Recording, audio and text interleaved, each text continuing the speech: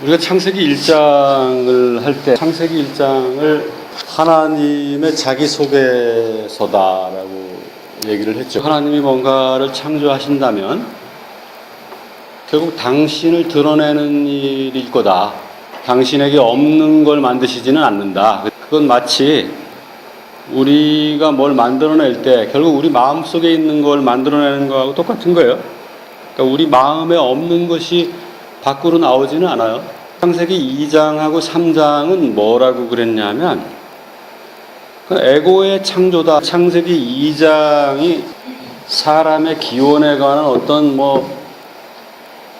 신화인 것처럼 보이지만 그 내용은 에고의 창조다. 3장에 보면 드디어 그 선과 악을 알게 하는 나무를 먹고 이제 어떤 삶을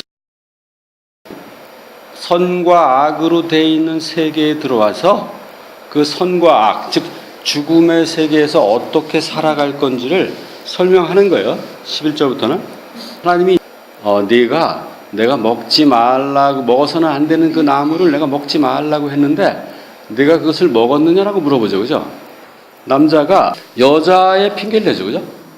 그랬더니 여자는 또 누구 핑계를 대요? 뱀의 핑계를 대죠. 누군가의 핑계, 뭔가 안 좋은 일이 생기거나 뭔가 좀 잘못돼 간다고 느낄 때 그 원인을 밖에서 찾는다는 거, 이게 우리가 나무라기만 할 수는 없죠. 그죠?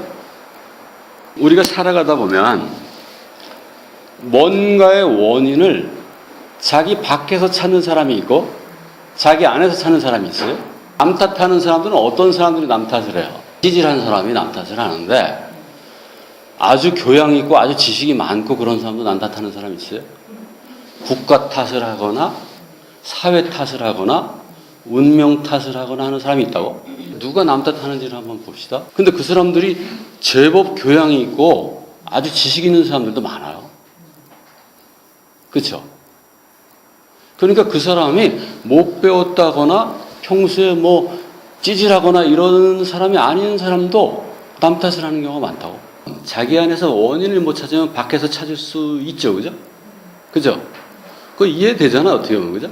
내가 왜 이 얘기를 물어보냐면 남 탓하는 사람이 다 찌질한 사람이 아니라니까. 이게 굉장히 보편적으로 어떤 방향성을 가지고 있다고 한 가지 사실을 얘기해요. 항상 남 탓하는 사람들은. 그러니까 교양이 있건 없건 지식이 많건 없건 사회적으로 존경을 받건 안 받건 상관없이 남 탓하는 사람들이 있다니까. 좀 남 탓하는데 굉장히 논리를 갖춰서 남 탓하는 사람이 있다고. 도저히 부인할 수 없어. 그래서 다들 네가 원인이네 하고 마녀 사냥에 동참하게끔 하는 사람도 있다고. 그래서 그 사람들이 주로 타겟으로 했던 건 마귀예요. 마귀.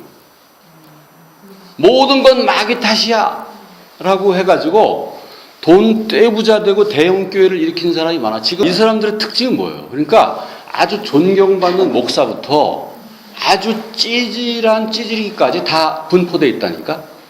원인은 내가 아니라 너 혹은 제3자야 라고 얘기하는 사람들이 있었다고. 태초부터 그런 사람들이 있었다고. 모든 문제의 원인이라고 지적되는 존재가 누구예요? 지금 현재는 한국 사회에서 돈 탓이라나? 정부? 누구 탓을 한다라는 게 에고의 본질적인 특성이에요. 에고는 절대로 그 원인이 자기 안에 있다라는 걸 절대로 인정 못해요. 다른 말로 하면 그 문제를 해결할 수 있는 존재가 자기 안에 있다라는 걸 절대로 인정 못해요. 그러니까 이거는 틀림없이 내 밖에 있는 거야. 그리스도가 내 안에 없으면 그 문제를 해결할 수 있는 주체도 내 밖에 있고 그 문제를 일으킨 주체도 내 밖에 있다고 생각해요. 그게 에고들의 특성이에요. 그러니까 우리가 2장, 3장에서 에고가 창조됐다는 건 무슨 뜻이냐면 그 에고들이 어떻게 살아갈 건지를 설명하는 거와 마찬가지예요. 이 에고가 내 밖에 어떤 것에서 원인을 찾고 내 밖에 어떤 존재가 그 문제를 해결해 줄 거라고 생각하는 한 그리스도가 개입될 여지가 없죠. 그리스도는 개입될 여지가 없어요. 여자한테 물었어요. 그랬더니 여자가 누구 핑계대냐면 뱀의 핑계를 대죠. 그죠? 뱀이 한 일은 뭐였어요? 뱀이 한 일은 뭐였어요? 괜찮아. 해. 하고 싶은 거 해. 격려한 것밖에 없다고? 이 여자가 하기 싫고 여자가 보암직하지도 않았고 먹음직하지도 않았던 걸 뱀이 꼬셔서 먹음직하고 보암직하게 만든 게 아니고 여자가 하고 싶은 걸 뭔가 규범적 억제 이것 때문에 못하고 있는 걸 그냥 하도록 격려한 것뿐이에요. 여자도 뱀의 핑계를 대고 있는 거예요. 아담이 여자의 핑계를 댄 것과 여자가 뱀의 핑계를 댄 게 상당히 좀 차이가 나요. 그 아담은 여자가 줘서 먹었다는 거야. 여자가 줘서 먹었다는 거하고 뱀이 나를 속였다는 거하고 상당히 좀 다르죠. 그죠? 뭐가 다른 것 같아요? 아담은 여자가 주지 않았으면 안 먹었을 거 아니에요. 그래서 남자는 굉장히 입장이 굉장히 수동적이죠. 그죠? 수동적인데 여자는 속았다고 얘기해요. 그죠? 근데 아담이 느끼는 어떤 그 배신감하고 여자가 느끼는 배신감하고 상당히 달라. 그러니까 아담이 여자에게 느낀 배신감하고 여자가 뱀에게 느낀 배신감이 상당히 달라요. 그죠? 그럼 왜 여자는 아담이 여자에게 느낀 것보다 훨씬 강력하게 뱀한테 속았어라는 그런 그 표현을 쓰고 있는 것 같아요. 남자는 어쩌면 내가 이렇게 개체성이 강화되고 에고성이 강화되면 그런 존재로 살아갈 거라는 걸 남자는 그렇게 예상 못하지 않았을 수 있다고. 그러니까 여자가 주니까 그냥 먹었어요. 그리고 여자는 하나님이 저한테 주셨잖아요. 그냥 이런 사실을 얘기할 수도 있다고. 구태먹고 원망하거나 하나님을 미워하거나 이런 개념이라고 볼 수도 있겠지만 여기서 우리가 그 여자의 태도와 남자의 아담의 태도를 그냥 단순히 비교해 볼 때 어쩌면 이 여자는 그럼 왜 그렇게 쏘갔다고 정도까지 이렇게 강렬한 어떤 그 정서적, 감정적 동요가 있는 거예요, 이게. 그러니까 선악을 알게 하는 나무를 먹는다는 것이 이런 뜻인 줄 몰랐어요라고 생각할 수 있지. 오늘 날씨가 추워진다고 일기예보가 나왔어. 어떤 사람은 옷을 두툼하게 입고, 근데 어떤 사람은 옷을 그 말을 안 믿고 옷을 대충 입고 나왔어. 근데 옷을 대충 입고 나올 때 엄마가 야, 뭐 그 일기예보 믿을 거 있니 그거? 그냥 대충 입고 나가라고 얘기할 수 있잖아요, 그죠? 근데 나와 보니까 옷을 단단히 입고 나온 사람은 그렇게 안 춥네. 추워도 괜찮네라고 놀라지 않을 수 있다고. 그러나 누군가의 말을 믿고 옷을 단단히 안 입고 나온 사람에게는 그 대충 하고 나가라는 그 존재에게 썩었다는 느낌 들지. 일기예보보다 이 사람 누굴 믿은 거야? 그 엄마의 말을 믿은 거야. 지금 얼마나 이 여자가 이 뱀의 그 권유를 달콤하게 받아들였는지를 우리는 짐작할 수 있죠. 그죠? 뭐의 원인이 되는 거야, 이게, 나중에. 그러니까, 뱀과 여자가 정서적으로 이렇게 밀접하게 연관돼 있다가, 이제 쏘았다는 걸 느끼면, 자동적으로 나중에 어떤 결과로 연결돼요? 뱀과 여자 사이에 뭐가 형성이 돼요? 증오가 형성이 돼요. 뱀이 그렇게 얘기했었던 건 나름대로 이유가 있잖아. 어쩌면, 그죠? 정서적으로 이렇게 밀접하게 연관돼 있다가 그게 생각만큼 그렇게 좋은 결과를 낳지 않으면 원수가 되는 거는 애고들 사회에서도 흔히 볼 수 있는 거예요. 다정한 형제가 삐끗하면 원수가 되면 어떻게 돼요? 너 죽고 나 죽지 않아요. 그죠? 남남 못해. 부부가 그렇게 알콩달콩 살아서 애를 7이나 낳고 헤어지면 남만 못해요. 애고들이 갖고 있는 이 사랑과 이 증오는 동전의 양면이에요. 내가 누구를 심히 사랑했는데 어느 날 심히 미워졌다면 그건 뭘로 해석해야 돼요? 내가 여전히 애고로 살아가고 있다는 걸 인식해야 돼요. 14절 해야죠. 그죠? 자, 하나님이 뱀을 저주하죠. 뱀만 저주를 받은 거예요? 아니면 모든 가축이 저주를 받은 거예요? 무슨 얘기냐면 창세기 2장에 어쩌면 에고의 탄생은 뭘 의미하냐면 누군가의 저주를 의미해요. 그러니까 에고가 탄생하고 에고가 만든 세상이 탄생하려면 누군가가 저주를 받는 게 필요한 거예요. 창세기 2장의 창조는 창세기 1장의 창조하고는 완전히 다르죠. 그죠? 14절에 보면 마치 뱀이 이렇게 해서 네가 저주를 받았어 라고 얘기하면 우리는 그걸 눈치챌 수 없지만 아무 상관없는 소도 이 가축도 그리고 또 뭐도 저주를 받고 너는 그거보다 더 받을 거야 이렇게 얘기를 하잖아요. 그죠? 그러니까 창세기 2장은 이미 에고의 세계, 에고가 만들어내는 창조하는 세계는 이미 그 저주받은 세계라는 걸 암시하고 있는 거예요. 이거는 바울은 아주 정확하게 알았어요. 그래서 모든 피조물이 다 망했어. 모든 피조물이 망해서 이제 그 하나님의 아들들을 기다리고 있어 라고 바울은 얘기해요.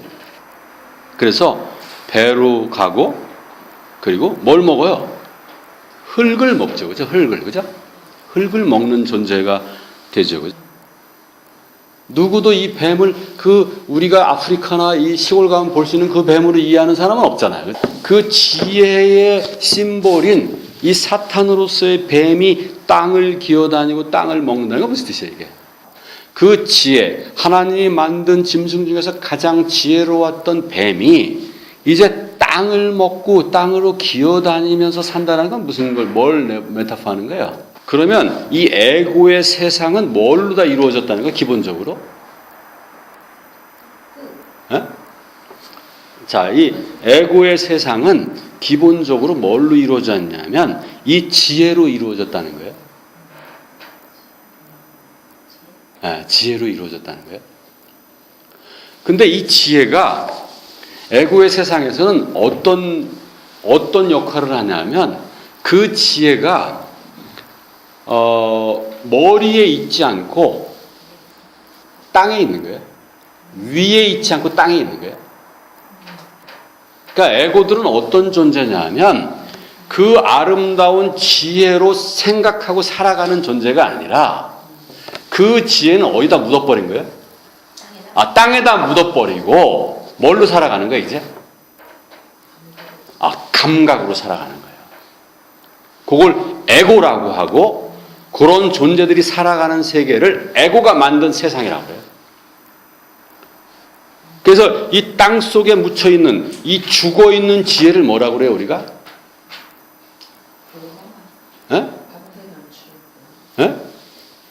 그걸 십자가에 못 박힌 그리스도라고 해요.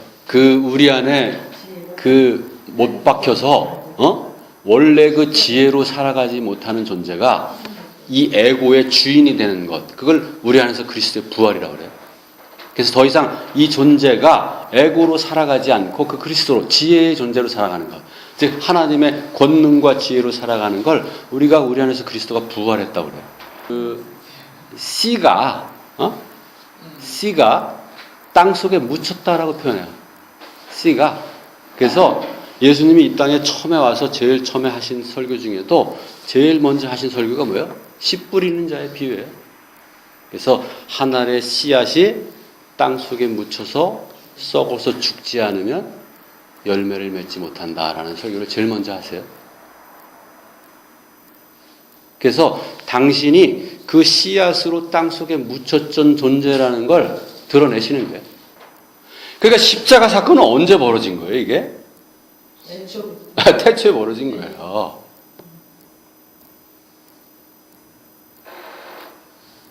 그러니까 그 그리스도의 죽음이 없으면 뭐가 없어요? 에고의 창조가 없어요. 에고의 창조가 있을 수가 없는 거예요. 한 알의 밀알이 떨어져서 죽지 않으면 열매를 맺을 수가 없어요. 자, 15절 가볼까요? 둘 사이에 증오를 두겠다는 거예요. 그리고 이 여자의 씨앗과 여자의 씨와 그 뱀의 씨 사이에도 그 증오를 두겠다는 거예요. 그래서 여자의 씨는 그 뱀의 머리를 때리고, 그리고 뱀은 그 여자의 뒤꿈치를 때릴 거라는 거예요. 여러분들이 과거에 에고로 살 때 보면 이런 현상을 경험했어요, 많이? 내가 두려워서 뭔가를 못하고 있을 때 내 안에서 해, 괜찮아, 해 하고 하면 했죠, 그죠? 근데 지금은 못해요. 그러니까 한번 쏘고 왔다는 경험을 하고 나면 못해요, 그다음부터. 자기 안에서 들려오는 목소리에 절대 귀를 기울이지 않아요. 여러분들이 경험하는 거예요, 이거는.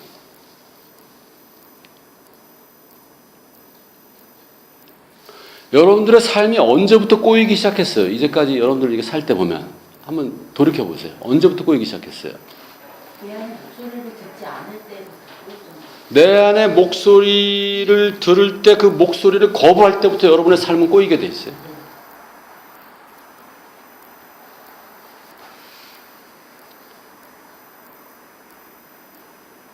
그때부터 여러분과 여러분 안에 뱀과는 적대 관계에 들어가는 거예요.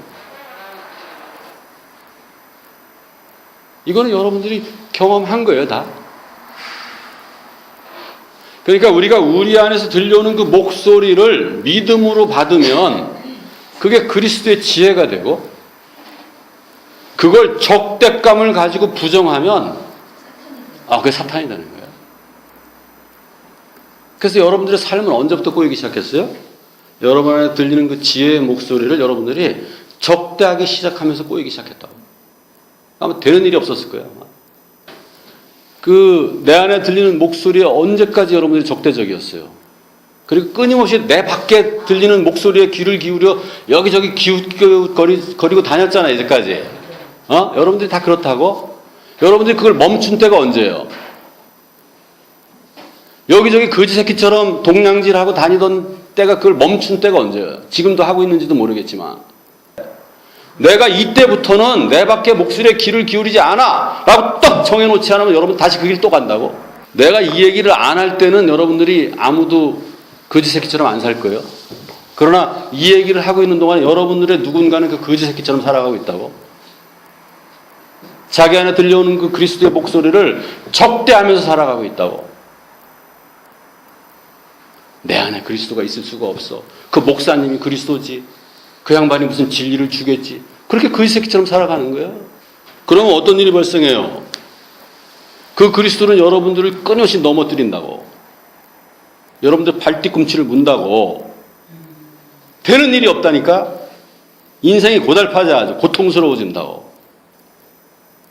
여러분들 그렇게 살았잖아, 이제까지. 그 가시밭길을 살았잖아. 그리고 여러분들은 어떻게 그 그리스도를 끊임없이 머리를 때린다고. 자기 안에 들려오는 그 진리의 목소리를 끊임없이 부인하면서 살고 있다고. 그게 여러분들이 이제까지 그렇게 사는 거예요.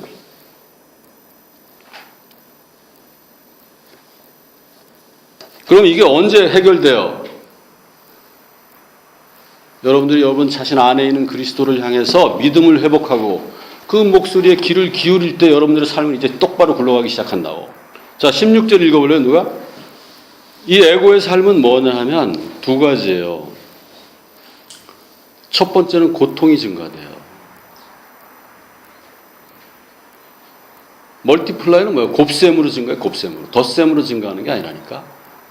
여러분들이 여러분 안에 들려오는 그리스도를 부인하면 부인할수록 여러분들의 삶은 고통을 곱셈으로 증가시키며 살게 된다고. 여러분 자신만 고통스러운 게 아니라 여러분 주변이 다 고통스럽다고. 여러분 때문에 아주 고통스럽다고. 그리고 뭘 증가시키겠다는, 임신을 증가시키겠다는 거예요. 네? 임신을 증가시킨다는 게 뭐예요, 이게? 여러분들이 임신해 봤잖아요. 남자들도 임신한다고. 그 여러분들은 임신합니까, 안 합니까? 어떤 임신을 합니까? 여러분들이 집이 좁았어, 맨날. 그래서 큰 집을, 인테리어를 멋지게 해서 들어갔어. 그 순간부터 그 집은 고통이 돼요, 여러분들에게. 왜냐면 어떤 고통이 돼요? 그럼 500평 사는 사람은 어떤 고통을 느껴요? 만평은? 만평 집에 사는 사람을 보고 고통을 느낀다니까? 그게 에고들이 만드는 세상에, 에고가 만드는 세상이라고 이게. 그러니까 에고들은 이런 세상에 사는 거예요 지금. 그러니까 여러분들이 임신하면 할수록 뭐가 커져요? 고통이 커지는 거예요. 고통이. 그러니까 여러분들이 임신해서 애를 낳아서 한 번도 기뻐해 본 적이 없다고.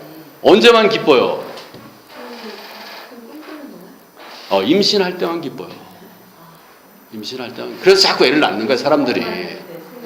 임신할 때만 기쁘다니까. 그러나 임신해서 애를 낳으면 이 고통 속에 갇히게 된다고. 멋진 남자가 생겼어 처녀가.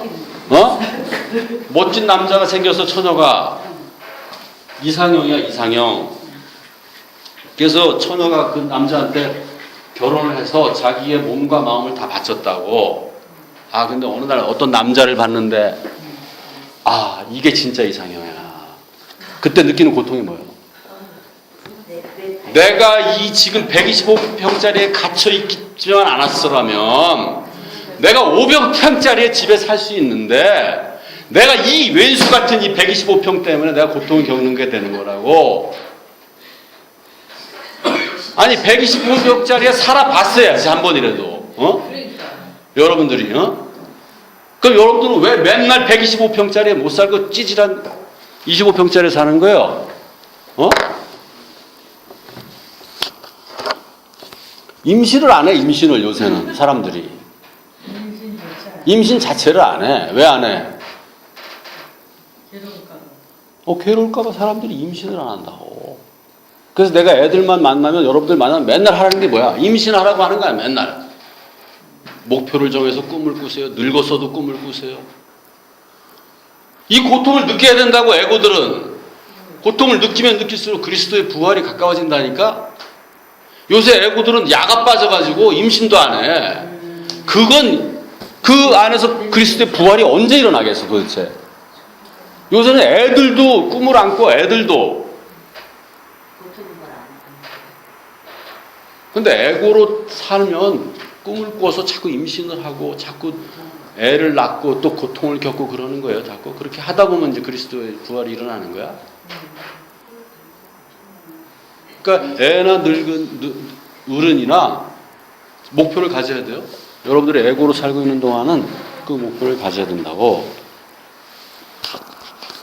남편이 이상형이었어. 결혼할 땐 끝내줬어. 근데 애까지 다 낳았는데 너무 이상형이 또 나타나면 그때는 너무 고통스럽다고. 그게 여러분들 에고가 살아가는 세상의 고통이에요. 그게. 그래서 시집 안 가는 사람이 그래서 시집 못 가는 거야. 이 남자하고 결혼했는데 더 이상이 나타나면 어떻게? 그래서 시집 안 가는 거야. 그런데 그건 바보야 그건. 그 고통을 겪어야 돼. 에고는.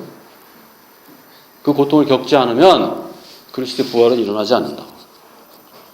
자, 그러면 그 에고들은 그렇게 더 이상형이 나타나면 어떻게 해, 그 에고는? 에고는 동시에 두 곳에 있을 수가 없어요. 그러나 여러분들이 그리스도로 살아가는 순간 여러분들은 동시에 두 곳에 있게 돼요. 그래서 예수님이 그런 얘기를 하는 거예요.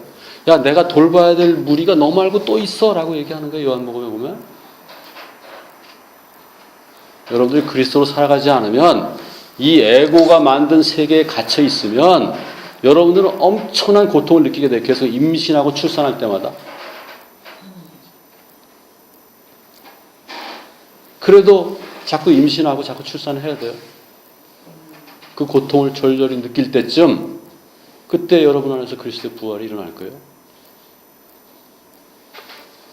만약에 내가 야가 빠져가지고 에고가 그 임신과 출산을 안 하고 머물러 있잖아?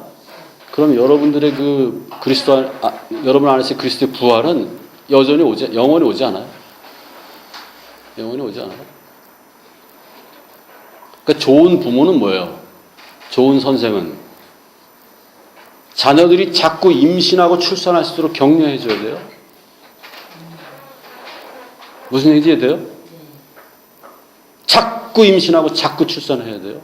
그냥 메모라야 되겠네. 네, 그래서 그 고통을 느끼게 해줘야 돼요. 계속.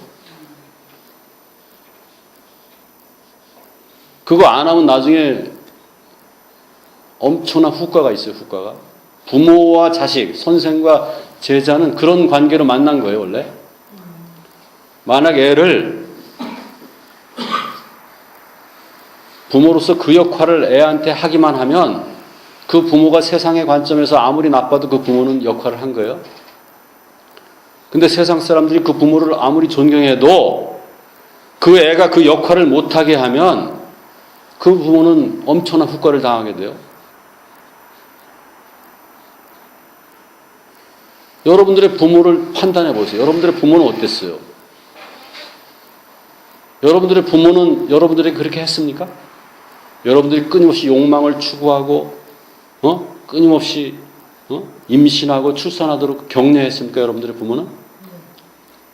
여러분들은 그렇게 했습니까? 애들한테? 그렇지 않았을 거예요. 조금 했어요. 아마 어떤 경로를 정해놓고 야, 세상에서 살려면 있잖아. 공부 열심히 해서 서울대 가야 돼. 그리고 삼성은 가야지. 뭐 대한민국 부모들이 애들한테 원하는 건 딱 3가지 직업밖에 없어요. 그렇게 얘기했을 거라고 아마. 그렇게 말한 부모들은 그 부모로서의 역할을 포기한 거나 마찬가지예요. 여러분들 부모는 어땠습니까? 여러분들은 애들한테 어떤 부모입니까? 그리고 마치 그렇게 해서 대학을 못 가면 어디 뭐 좀 눈에 안 차는 대학을 가면 마치 뭐 어디 쓰레기 취급하듯이 그렇게 하지 않았습니까? 욕망은 항상 남편이에요, 남편. 왜냐하면 남편은 나에게 출산을 하게 해주잖아요. 그러니까 끊임없이 남편을 갈아가면서 이 출산을 하는 거예요, 이 에고는.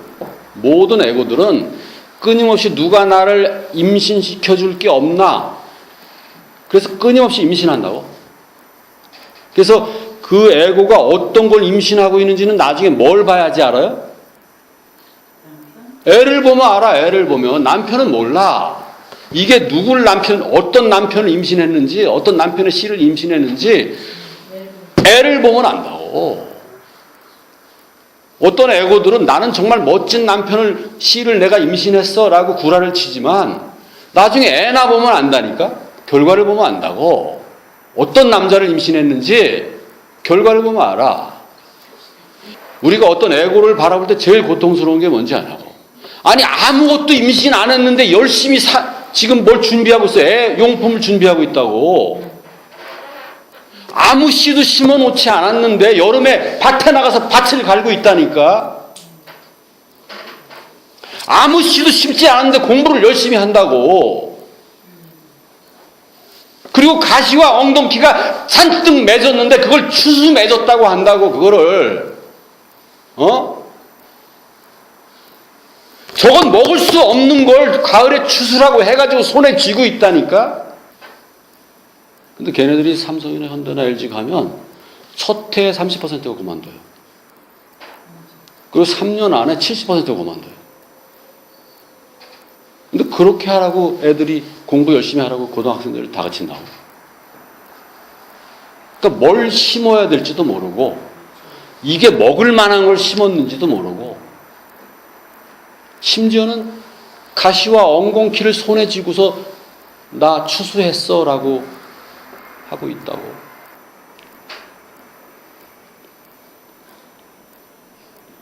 에고들은 그렇게 살아간다는 거예요. 끊임없이 남편을 구하고 끊임없이 임신하고 끊임없이 애를 낳지만 결과는 뭐냐면 고통이에요. 고통. 에고들은 뭘 낳든지 고통이라고.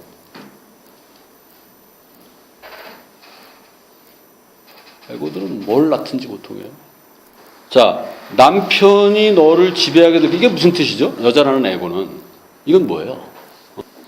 끊임없이 지배되는 거예요. 누구에게? 남편에게 지배돼요. 그 남편이 누군지도 몰라. 그러니까 욕망에 지배되는 거예요. 끊임없이.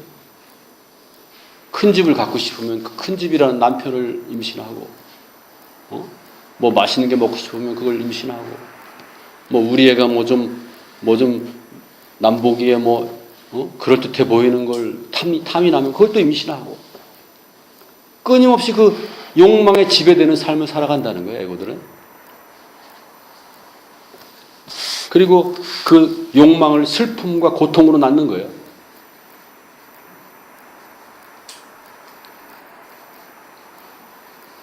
사실 이걸 이 세상 사람들은 성경이 이렇게까지 이 진리를 얘기하고 있는지 잘 몰라요. 세상 사람들은. 교회에서 그걸 가르치질 않으니까. 가르치질 않아요. 근데 성경은 창세기에 이 얘기를 벌써 하고 있잖아. 이걸 아무도 가르치질 않아서 문제지.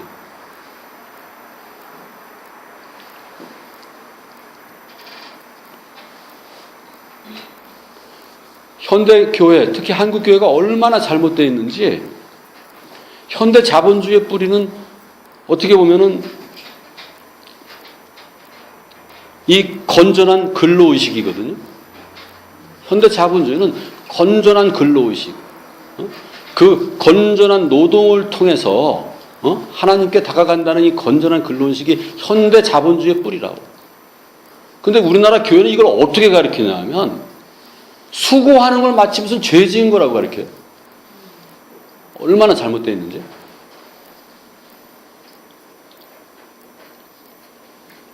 수고하는 건 에고의 본능이에요, 본능.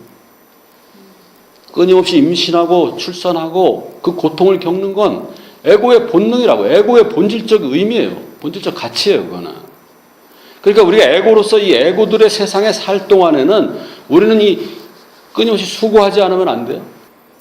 그게 현대 자본주의의 핵심 윤리예요, 윤리. 우리가 이제 여자라는 에고에 대해서는 이제 16절까지 봤고, 17절부터 19절까지는 이제 소위 아담이라는 에고죠, 그죠? 이게 이제 선악을 알게 하는 나무를 먹기 전에는 아담과 이 여자는 벌거벗었지만 부끄러워하진 않았죠. 근데 지금은 이제 서로가 서로를 부끄러워하고 아담은 여자의 얘기를 듣기 시작해요. 그야말로 이 에고와 에고를 말하는 거예요. 그러니까 에고가 자기 안에서 들려오는 그리스도의 목소리를 저버리고 밖에서 들려오는 또 다른 에고의 목소리를 듣기 시작하면서 이제 고통이 시작되는 거예요. 결과는 뭐예요? 결과는 땅이 저주를 받아요.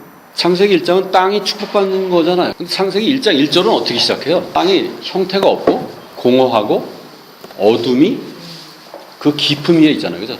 창세기 1장 마지막에 가면 거기에 뭐 사람도 나오고 짐승도 나오고 뭐 하늘도 있고 뭐 공중에 새들도 있고, 그죠?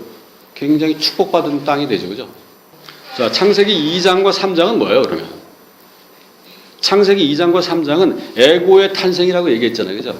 에고의 탄생은 근본적으로 뭘 얘기를 하냐면, 아까도 얘기했잖아요. 그리스도의 저주, 그죠? 그리스도의 저주. 다시 말하면 그리스도의 저주일 뿐만 아니라 땅의 저주로 나타나요. 그만큼 땅은, 지금 창세기에서 말하는 땅은 뭐하고 근접한 거예요, 지금? 그러니까 우리가 얘기하는 땅을 말하지 말고 창세기에서 말하는 이 땅, 이 축복받는 땅, 저주받는 땅은 뭘 말하는 거예요? 좀 더 사람에 가깝고 좀 더 하나님에 가깝죠, 그죠? 이 땅은 에고의 탄생을 위해서 전제돼야 되는 저주예요.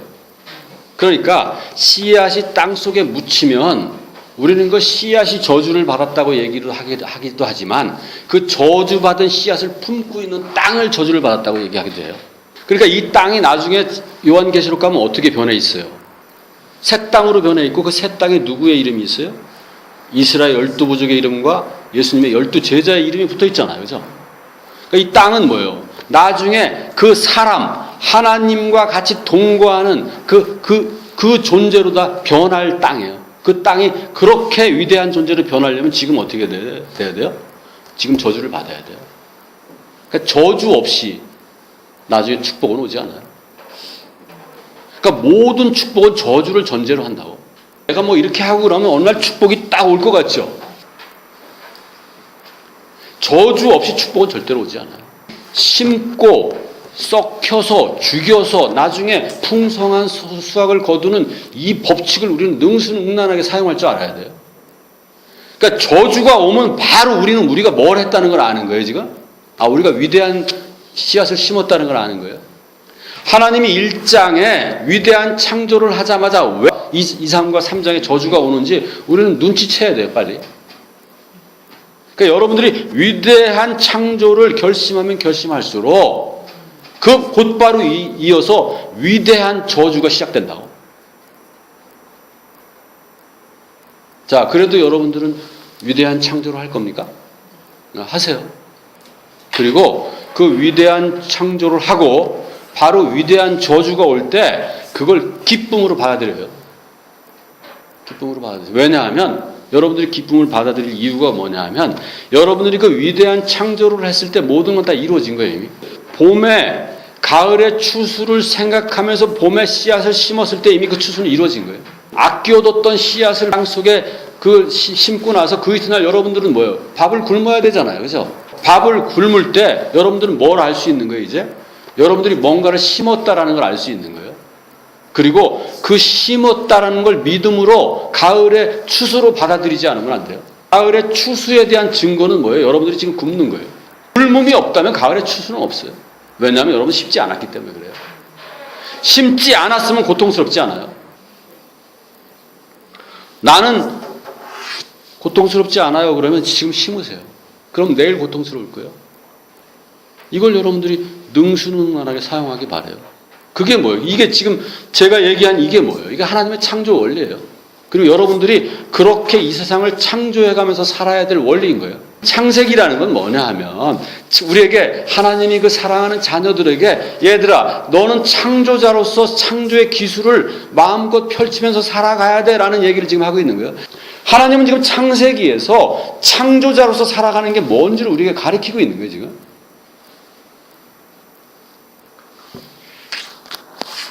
땅을 먹고 산다는 건 무슨 뜻이죠? 17절의 마지막에 보면 뭐라고 번역되어 있냐면 땅으로부터 나오는 걸 먹고 살 거라고 그러잖아요. 그 원문은 그거예요. 땅을 먹고 살아요. 땅을 먹고 사는 존재가 어디 있었어요? 아까. 뱀이 땅을 먹고 사는 거예요. 아담도 땅을 먹고 사는 거예요. 먹는다는 게 뭐예요? 먹는다는 게. 여러분들이 먹는다라는 건 어떻게 보면 그걸로 살아가는 거죠. 그죠? 그죠? 우리 말에 사람들은 그 먹는 것의 총합이다라는 말이 있잖아요. 그죠? 그 사람들이 뭘 먹느냐를 보고 우리는 그 사람을 알 수 있다고 얘기하잖아요. 그죠? 땅의 존재로 살아가는 거예요. 누가? 하나님이 땅의 존재로 살아가는 거예요. 그걸 에고라고 그래요.